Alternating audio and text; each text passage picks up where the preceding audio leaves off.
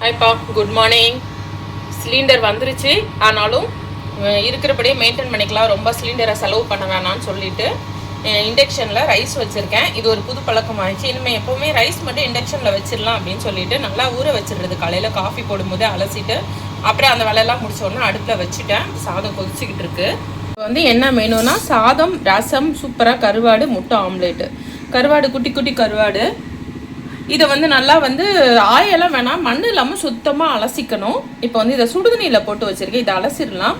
கருவாடை தூக்கி என்ன போட்டு சொல்லுவது, தக்காளி, வெங்காயம், சின்ன வெங்காயம் உரிச்சு வச்சுருக்கேன், பூண்டு தோல் எடுத்து தட்டி வச்சுருக்கேன், கருவேப்பிலை, தக்காளி, வெங்காயம், சின்ன வெங்காயம், பெரிய வெங்காயம், பூண்டு, கருவேப்பிலை எடுத்து வச்சுருக்கேன். இதை வந்து நம்ம நல்லா அலசிக்கலாம், மண் இல்லாமல் அலசிட்டு தொக்கு மாதிரி பண்ணிவிட்டு ரசம் வச்சிடலாம். கருவாடை அலசி வச்சுட்டேன். இப்போ வந்து எண்ணெய் நல்லாவே காஞ்சிருச்சு. கடுகு சேர்த்துக்கலாம், சீரகம் சேர்த்துக்கலாம், பொரியட்டும். இது கூட பச்சை மிளகாய் இல்லைன்னா காஞ்ச மிளகாய் ஏதாவது ஒன்று சும்மா கொஞ்சமாக தாளித்து விட்டுக்கலாம்.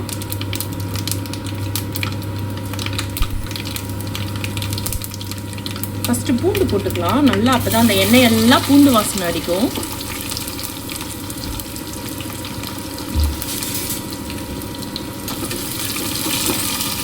இது கூட சின்ன வெங்காயம் ஃபஸ்ட்டு சேர்த்துக்கலாம், கருவேப்பிலையும் சேர்த்துக்கலாம், நல்லா வதங்கட்டும். இப்போ இது கூட இந்த வெங்காயம் தக்காளியும் சேர்த்துக்கலாம். கொஞ்சமாக உப்பு சேர்த்துக்கலாம். கருவாடுன்றதுனால உப்பு கொஞ்சம் கம்மியாக சேர்த்துக்கலாம். மஞ்சள்தூள் கொஞ்சம் அதிகமாகவே சேர்த்துக்கலாம். கொஞ்சம் குழம்பு மிளகாய் தூள்.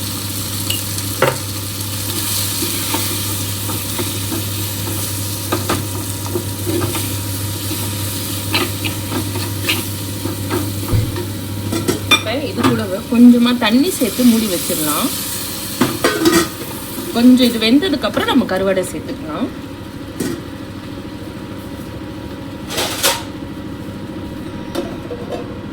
கருவாடு என்னாச்சுன்னு பார்க்கலாம். தண்ணி எல்லாம் நல்லாவே வத்திருச்சு. இப்போ இதில் இந்த கருவாடை சேர்த்துக்கலாம்.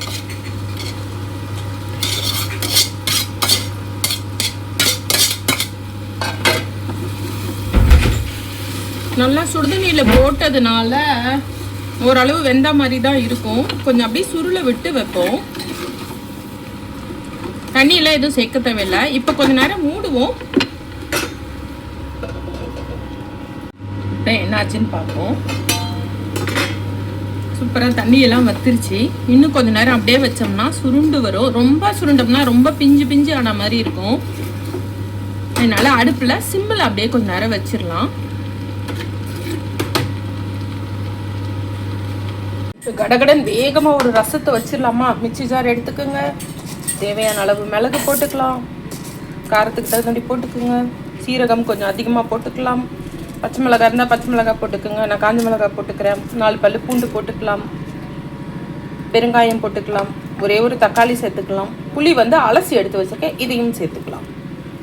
இது கூட கொஞ்சமாக மஞ்சள் தூள் சேர்த்துக்கலாம். அவ்வளோதான். இதை தாளிக்கணும்னா தாளிக்கலாம், கொதிக்க வச்சு வெறுமனே போடணும்னாலும் போடலாம். உப்பு சேர்த்துக்கலாம். இதை சூப்பராக அரைச்சிடலாம். இப்போ இந்த மாதிரி ரொம்ப மழுமழுன்னு அரைக்க வேணாம், இந்த மாதிரி இருந்தால் போதும். இது கூட தேவையான அளவு தண்ணி சேர்த்துக்கலாம். இப்போ இதை தாளிச்சிடலாம். இப்போ கடாய் வச்சுட்டேன். கடாய் நல்லா காஞ்சிருச்சு. கடுகு சேர்த்துக்கலாம். இந்த அலுமினிய குண்டானில் தான் தாளிக்க போகிறேன். இப்போ காஞ்ச மிளகாய் போட்டு அரைச்சதுனால காஞ்ச மிளகாய் தாளிக்கலை. கொத்தமல்லி இப்போதைக்கு இல்லை. கருவேப்பிலை சேர்த்துக்கலாம். கருவேப்பிலை சேர்த்துட்டு அரைச்சதை ஊற்றிடலாம். அவசரமாக ரொம்ப சூப்பரான ஒரு ரசம். ஒரு கொதி வந்த உடனே நம்ம நிறுத்திடலாம். இப்போ ரசம் நுரக்கடி வந்தோடனே அடுப்பை ஆஃப் பண்ணிட்டா சூப்பரான ஒரு ரசம் ரெடி ஆயிடுச்சு. சிம்பிளாக டக்குன்னு. இப்போ சாதம் வடிக்க போகிறேன். சாதம் ரெடி ஆயிடுச்சு. சிம்பிளான ஒரு ரசமும் ரெடி ஆயிடுச்சு. சூப்பராக ஒரு கருவாடு தொக்கும் ரெடி ஆயிடுச்சு. இன்றைக்கி நம்ம வீட்டில் சூப்பரான ஒரு சிம்பிளான டேஸ்டியான லஞ்ச் என்னன்னா சூடாக சாதம், சாதத்துக்கு ரசம், ரசத்துக்கு சூப்பரான சைட் டிஷ் என்ன தெரியுமா? குட்டி நெத்திலி கருவாடு தொக்கு. சாப்பிடும்போது ஆம்லெட் போட்டுக்கலாம். இன்றைக்கி நம்ம வீட்டோட லஞ்ச் இதுதான். அவ்வளோதான்ப்பா. உங்களுக்கு இந்த வீடியோ பிடிச்சிருந்தா லைக் பண்ணுங்கள், ஷேர் பண்ணுங்கள், கமெண்ட் பண்ணுங்கள், சப்ஸ்கிரைப் பண்ணுங்கள். அடுத்த வீடியோவில் பார்க்கலாம்ப்பா. பாய்.